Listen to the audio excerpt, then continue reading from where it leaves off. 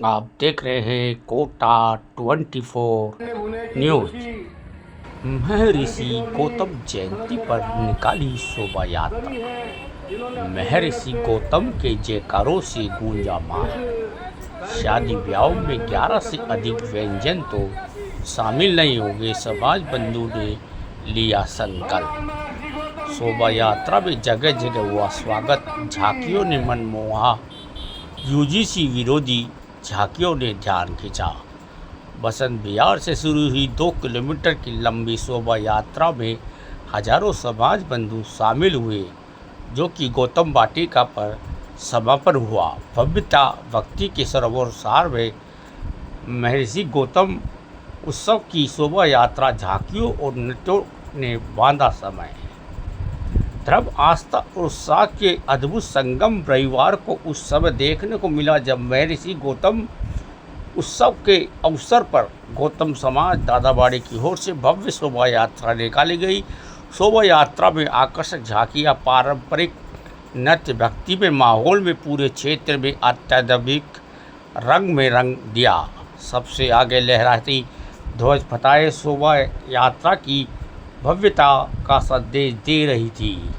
इसके पीछे ही कच्ची घोड़ी नृत्य करते हुए कलाकारों ने पारंपरिक लोक संस्कृति की झलक प्रस्तुति की।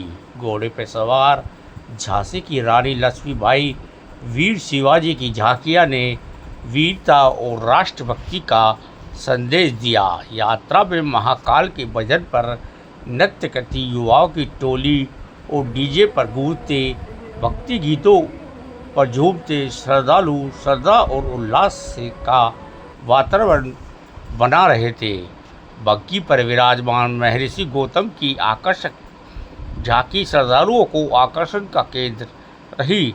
इसके साथ ही विशालकाय भालू और हनुमान जी की झांकी, बग्गी पर सवार साधु संत, श्री राम दरबार, राधा कृष्ण, भगवान विष्णु और माता लक्ष्मी की झांकियों की श्रद्धालुओं को मंत्र मुग्ध कर दिया। गरुड़ पर विराजे विष्णु भगवान की झांकी और भोले बाबा के भजनों पर नृत्य करती भगवान शिव की टोली ने पूरे माहौल को शिव में बना दिया। वहीं बग्गी पर सवार सप्त ऋषि मंडल की झांकी ने सनातन परंपरा की गौरवशाली झलक प्रस्तुत की। ये भव्य शोभा यात्रा 3 बत्ती सर्किल से बसंत विहार से प्रारंभ होकर विभिन्न मार्गों से होती हुई दादाबाड़ी चौराहे से गुजरते हुए देर शाम गोदावरी धाम के सामने हनुमंत वाटिका पहुंचकर संपन्न हुई। पूरे मार्ग में श्रद्धालुओं की भीड़ उमड़ रही थी। जगह जगह पुष्प वर्षा का शोभा यात्रा में स्वागत किया गया। कार्यक्रम के संयोजक अजय चतुर्वेदी ने बताया कि इस अवसर पर धार्मिक सांस्कृतिक उत्सव का अद्भुत वातावरण देखने को मिला।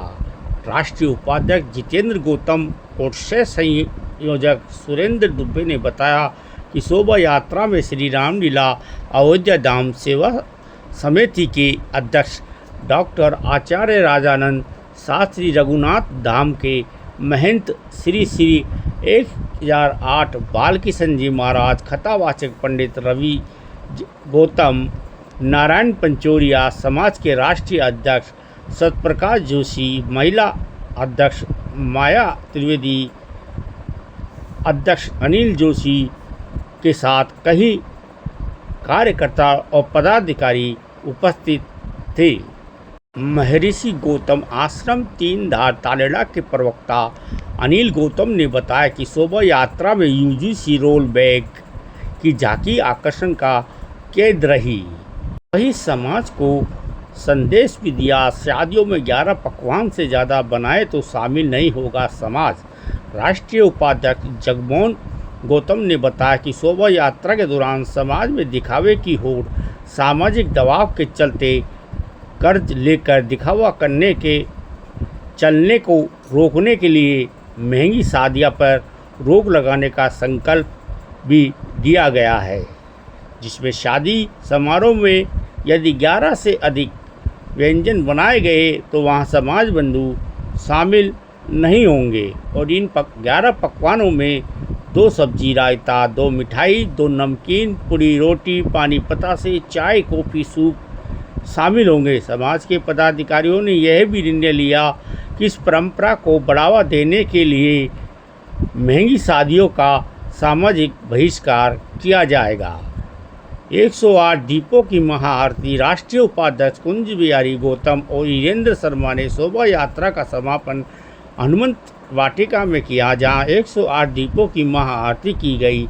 इस अवसर पर अतिथियों का स्वागत, सम्मान, सांस्कृतिक कार्यक्रम, काव्य पाठ का आयोजन हुआ। साथ ही चंबल माता की भव्य आरती कर चंबल नदी को शुद्धिकरण का संकल्प लिया। गौतम समाज में दादाबाड़ी के अध्यक्ष श्याम बिहारी गौतम और महामंत्री रमेश गौतम ने बताया कि शोभा यात्रा में लोकेश गौतम, राजेंद्र मोहन गौतम, अनिल गौतम, हेमंत गौतम, रोहित शास्त्री, विजय पंडित, कांग्रेस महिला जिला अध्यक्ष शालिनी गौतम, हेमराज गौतम, गोलू गौतम आदि शामिल थे।